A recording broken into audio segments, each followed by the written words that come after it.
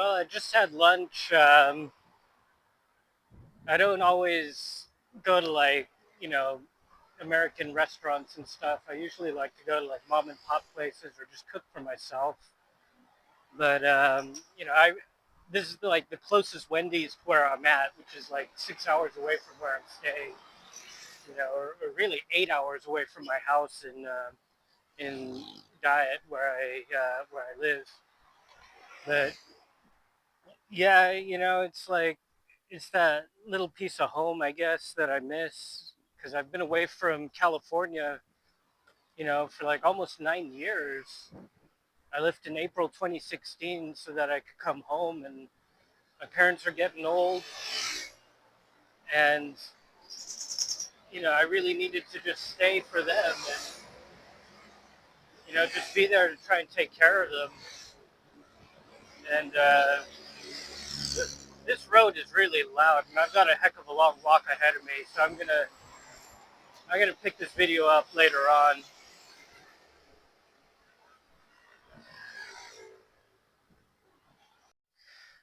All right, I'm back in my aunt's place in Santa Elena here. It was really annoying trying to talk and walk and, all the cars and everything. So just wanted to finish this out before posting it. But yeah, I miss California, I miss driving my truck. I miss riding motorcycles all around. I miss Riverside. I miss everything about being there. I've lived there for over 30 years, and then I had to go to the UK, take care of my parents, and then come out to the Philippines and, going back and forth. And the last couple of years were really hard just taking care of my old man on my own,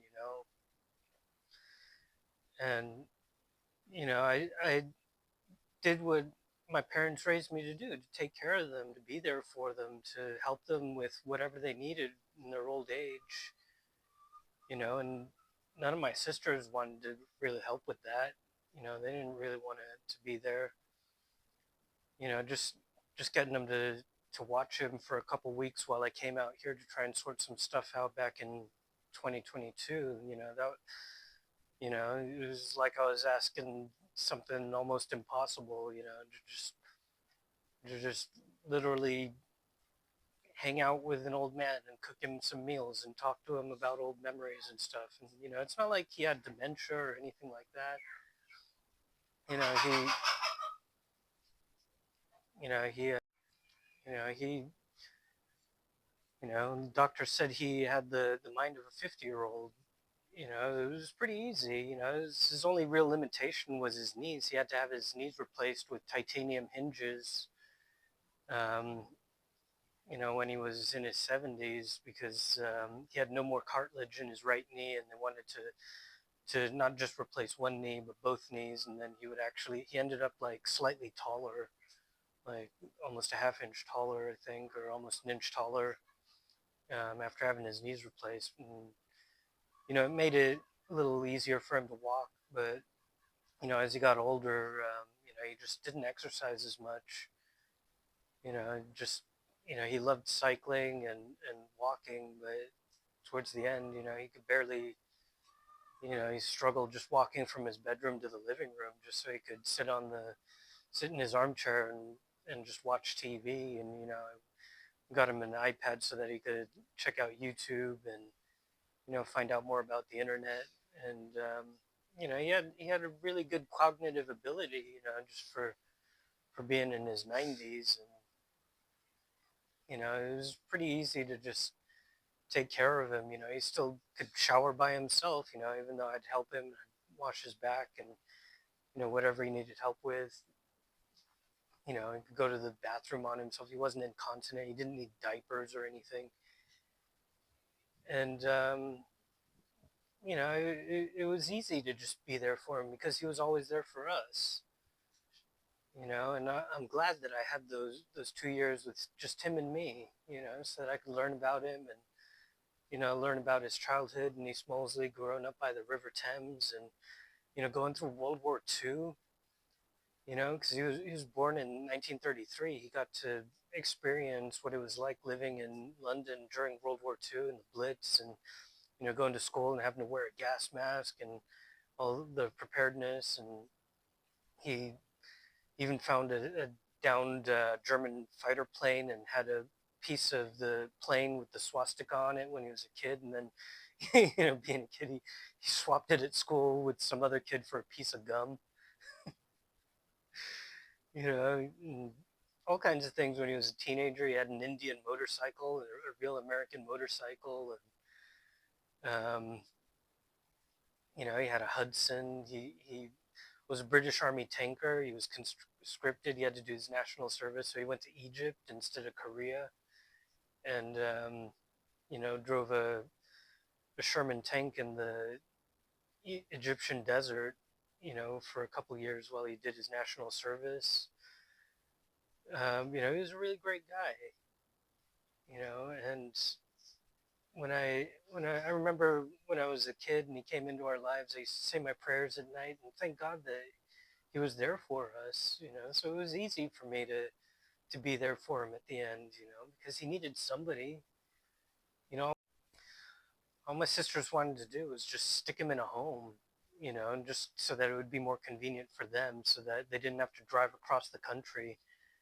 He wanted to stay in his own house, and he had every right to do that, and have somebody be there with him, especially somebody that was in his family that could share memories with him, and as great as carers are in the UK, that they are, the carers in the UK, they're great. They do a wonderful job, and it's nothing bad about them. But no matter how good of a carer you can find, there's nobody that's going to love your parents as much as you do. Hopefully, if you love your parents, nobody's going to love them more than you. And how great is it that at the end of your life, you could have somebody there that says, hey, you remember that time when we did something and we had this great memory, and it was wonderful, and carers can't really do that. They don't have that ability to share those memories of 30 years ago when we did something and it was fun, and thank you for being there and doing that, you know and I just think it's great that I had that opportunity to do that and be there for him. To actually cook really good quality meals, and all of his favorite things that he loved. Make sure that he had always had a cup of tea by his side. Some biscuits, really good home cooked meal. All my friends, yeah, they saw how much I loved my dad. That I wanted to be there and cook him like the best food I could cook him, and just sit there and be there. And even when I worked at Domino's, I did pizza delivery jobs so that I could be there for him for the whole day until, the evening. And, he could put himself to bed, it wasn't a big deal. And I could go off and deliver pizzas for a couple hours. And my boss knew that if I showed up late, they knew what I was doing. If my dad wanted me to just sit with him for a few minutes more, just so that I could watch something that he wanted me to watch on TV, or just sit there and listen to a story of when he was young. I didn't give a damn about the rest of the world.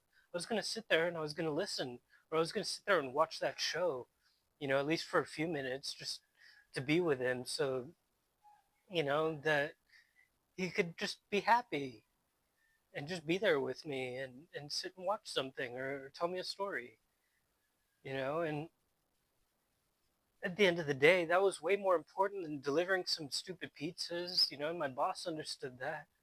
They knew that that was the important time, and that I wasn't going to be able to get that time back later. It's not like I could have just said to my dad, like, oh, no, I got to go to work, well, that we can do that later, no, the time was then, because if you don't spend that time with your family, once they're gone, you're never going to get that back. You can't do that later. And that's why that was so important to me. to be there for my parents. And I'm just glad that I did it, and it's over now. And, I did my job, and I just got to finish up what I got to finish up here, and go back to my life now and take care of the things for myself. And even though I had to spend almost 9 years away from my life taking care of my parents, it was worth it.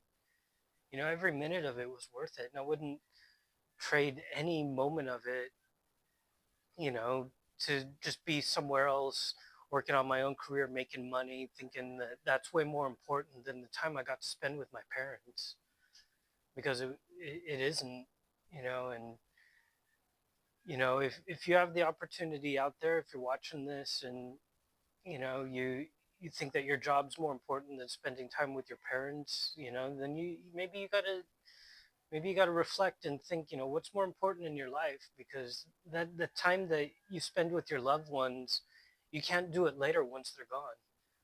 So, that's my recommendation. If you're in that situation, try and be there for your family, especially if they were there for you. And that's where I'm going to end this now. So hopefully you're watching till this point in the video, and if you are, thank you for watching, and I guess I'll see you in the next video.